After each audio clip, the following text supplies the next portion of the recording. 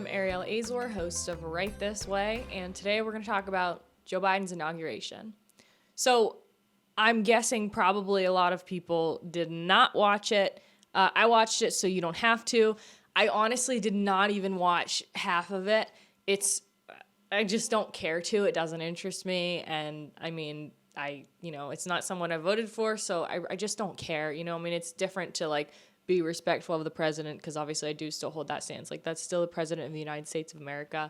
I still hold a level of respect for that office and obviously, the person in that office. I'm wondering who did watch it, since no one was there. I wonder if it's true how many people watched it. They're going to tell us what the viewer amount was. I wonder if that will be the truth or, what. But it's hard to say because we can't see.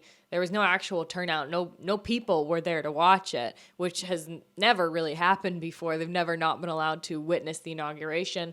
And for a president who says so often, as he was campaigning, I'm for the American people, and, constantly looking right at the camera, to the American people, to the people at home, to you guys out there. He's constantly talking to the American people, and he's supposedly so for the American people. Where are the American people? Wouldn't those people who you have such a connection with want to witness your inauguration? Wouldn't the 80 million people who supposedly voted for you want to witness that? The left constantly likes to blame things on the COVID, and they're saying that's why Biden didn't have big crowds as he was campaigning, which, by the way, fact, he didn't have big crowds campaigning, okay? He really didn't. It was nothing compared to Trump's. So again, blame it on what you want, because it's impossible to say, well, it's not impossible, but it's almost impossible to say whether it's due to the COVID or not. But the fact remains, nobody watched it. Except, actually, there was a lot of people in the crowd that did watch it. But they weren't the American people. They weren't regular people. They were celebrities, and the Clintons were there, the Bushes were there. So that's obviously to be expected. That's kind of tradition. Nothing wrong with that. I think that's very normal. But you saw something that we did not see in Trump's inauguration, because Trump's inauguration, again, we can say it's because of COVID or it's not, but Trump's inauguration and Obama's inauguration had hundreds of thousands of people in D.C. celebrating, excited. We'll actually look at a picture. This one is Obama's inauguration in 2009. And this is Trump's inauguration in 2017. So you can get a good look at those. You can see the amount of people at both of those. Again, we're not just talking about Trump here. We're talking about how unprecedented a lot of the things they decided to do for Biden's inauguration are. That's what we're talking about. We're not talking Trump versus Biden. That's not what we're doing here. So Obama, Trump, both of their inaugurations, look at the people, look at the crowds. But we have never, ever in history had no just normal, regular people witnessing a presidential inauguration. If more people voted for this man than they did for Obama, how is there no one there to witness it? And now this is the kicker. You know who was there, who was in that crowd? It wasn't a select few number of American people that were just so excited to see Biden get inaugurated and wanted to witness it. No, it was celebrities and social elites who came out to perform for Biden and to put on this big, wonderful Biden and Kamala show. That's who it was. I'm actually going to read through a list of the celebrities who were there because, again, the American people could not see this because of the COVID, but celebrities who, we already know, celebrities and social elites and these politicians, the COVID doesn't apply to. So, it does make sense that they're there, really. But again, not applying to them doesn't make any sense. So this is from the Los Angeles Times. It's supposedly a full list of all of the celebrities that were there to perform for Biden. Lady Gaga, which if you saw that, it's kind of hilarious. People were likening it to the Hunger Games, her outfit and her up on stage. Actually just funny whether you voted for him or not, her outfit. It's funny. Jennifer Lopez, what a surprise. Alex Rodriguez was there with her. Amanda Gorman, who was, I guess, the girl that spoke and gave, she recited a poem she wrote. So I don't know why they put her as a celebrity, but she was part of the Biden-Kamala show. So we'll count. Garth Brooks, not Good Country anyway. Tom Hanks, what a surprise. Eva Longoria, Kerry Washington, I don't even know who that is. Foo Fighters, I guess they performed. John Legend performed. I saw that. Chrissy Teigen was there with him.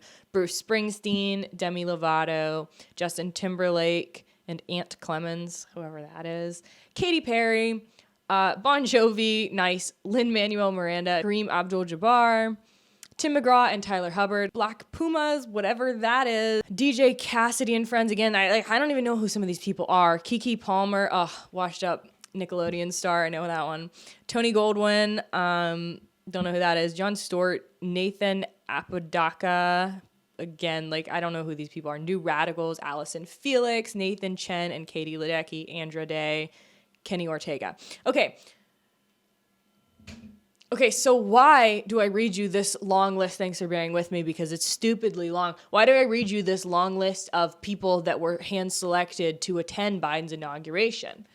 Because again, the American people were not hand-selected, right? This is a president whose entire campaign rests on you, the American people. I care about the little guy. I'm for him. I don't like rich people. I care about the middle class and every normal American out there. You're not even in office yet, and you will not represent the American people. You cannot ever represent the American people if you only pander to celebrities and people who tell you you look good. Donald Trump went out for everybody. Obama going on talk shows and stuff, I don't think it's a great move, but he still went out for everybody. He put himself out there. He put himself in front of people. Do you know why they don't put Joe Biden in front of people? Because they can't. Because they're terrified of what he's going to say, of what mistake he's going to make next. COVID was the best thing that could have happened for Joe Biden's campaign, because he had a reason not to speak in front of people. He had a reason not to speak at all, not to come out of hiding because he's scared of getting sick, because this virus is so deadly it's going to kill him. Yet here he is alive. Here's Trump alive, who actually got it and is just fine. All of these people who have totally fully recovered from it as well. Now, another thing that he is just telling people are all of the executive orders he signed just yesterday, the very day he's inaugurated. Now, again, I know that's not abnormal. I know that's, again, pretty traditional that president goes into Oval, the day he's inaugurated, there's a couple things he has a list of to do. But the funny thing here is Biden, throughout the campaign trail, when he did go out and speak, constantly had a new promise of what he was going to do on day one. So that resulted in a huge number of executive orders he had to go and sign. So he's racked up quite a number of executive orders and things that he had to do on day one, because he kept saying, I'm going to do this on day one and this on day one and all these things. And so he did come through with some of them, but we are going to talk about a couple things he did.